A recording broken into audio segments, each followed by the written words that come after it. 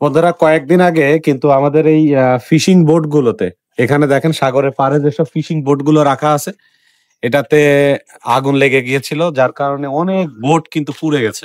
হঠাৎ করে কেন এটা হয়েছে আমরা কেউ জানি না।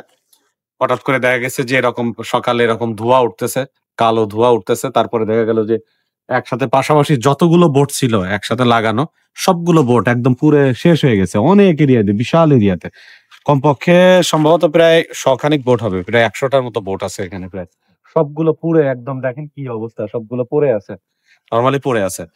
তো আহ, এই দুর্ঘটনার ফলে যেটা হয়েছে যে এখানে আহ, আহ, যারা ফিশিং বোট নিয়ে যারা কাজ করতো, জেলে যারা ছিল, তাদের কিন্তু ব্যাপক ক্ষয়ক্ষতি হয়েছে। যদিও সরকারের তরফ থেকে এদেরকে অবশ্যই কিন্তু একটা ব্যবস্থা করা হবে, বাট এদের কিন্তু ব্যাপক একটা ক্ষয়ক্ষতি হয়েছে। জেলাপট্টিতে এসে যেটা বুঝলাম যে একটা বোটও কিন্তু অক্ষত নেই, এই এরিয়ার সমস্ত বোট কিন্তু পুরো একদম শেষ।